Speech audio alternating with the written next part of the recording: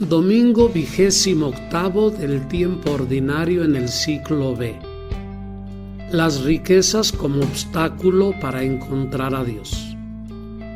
Un día, narra el Evangelio de Marcos, Jesús estaba por iniciar un viaje cuando alguien, un joven según el evangelista Mateo, corrió por el camino, se postró ante él y le dirige una pregunta muy importante. ¿Qué debo hacer para tener la vida eterna, la definitiva? Jesús le responde enumerando los mandamientos contenidos en la Biblia.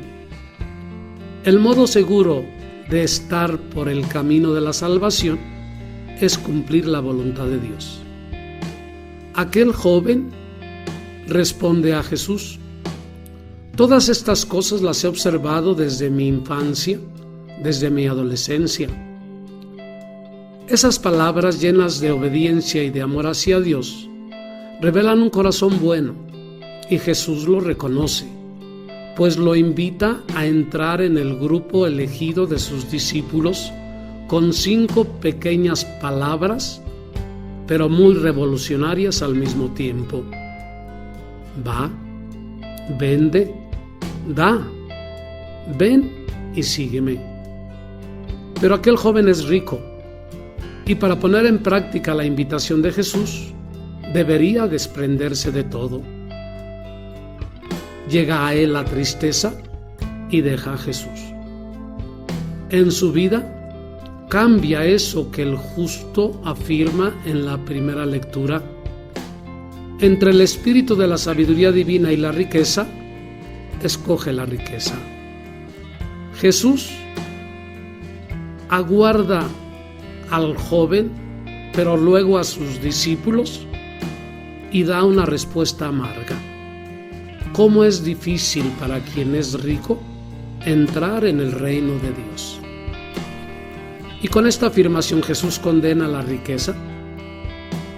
Comentando estas palabras de Jesús, el cardenal María Martini escribe: no son ciertamente una condenación de la riqueza estas palabras de Jesús, pero tocan a todo hombre y a la sociedad entera. Jesús sabe que las necesidades materiales tienden a acrecentarse y a crear dependencia. La mentalidad propia de los ricos lleva frecuentemente también a la ceguera. La sociedad se convierte en una sociedad materialista. El egoísmo se justifica y se convierte en la única manera de actuar según el sentido común. Jesús no ha condenado el dinero y las riquezas. Reconoce como condición normal de vida eso de poseer un patrimonio familiar y gozar de los frutos del propio trabajo. A Zaqueo, por ejemplo, no le reprocha sus riquezas, sino de haberlas obtenido injustamente, y está contento Jesús cuando promete Zaqueo restituir. En la parábola de los talentos, considera una tontería no hacer fructificar honestamente el propio dinero. En la parábola de los viñadores, da por descontado que todo trabajador tiene derecho a la justa recompensa por su trabajo. Jesús lo único que hace es indicar los peligros de la riqueza. Jesús insiste aquí sobre la dificultad de entrar en el reino de Dios. Muchas otras veces ha hablado de los peligros que las riquezas traen a la persona o a las personas y a la sociedad. Analicemos. Primero, el dinero es un patrón o un amo exigente. El dinero penetra con el pasar de los años en la vida y en el corazón, y saca al mismo tiempo la honestidad, la bondad y ante todo la generosidad, y a Dios mismo.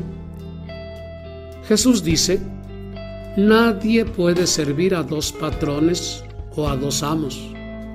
no pueden servir a Dios y al dinero. Segundo, toda riqueza huele a injusticia.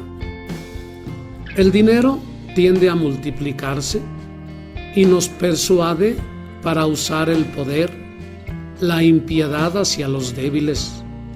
Transforma la política, el comercio, el servicio público, incluso el religioso, en instrumentos de dominio, de enriquecimiento, de aprovechamiento de los demás. Jesús dice: los hombres de este mundo en sus relaciones con los otros hombres son más astutos que los hijos de Dios. Yo les digo, toda riqueza huele a injusticia. Tercero, el dinero hace olvidar la justicia. Narrando la parábola del rico y del pobre Lázaro, Jesús enseña que el escándalo no es que haya un rico y un pobre, sino que el pobre, incluso teniendo un gran deseo de comer y satisfacer su necesidad con las sobras de los alimentos del rico, no recibía nada. La justicia exige que todos, incluso los menos provistos, tengan lo necesario para vivir como personas humanas. Y cuarto, las riquezas hacen olvidar lo esencial, que Dios es el dueño de todo. Jesús narra: un rico tenía tierras que le daban abundantes cosechas.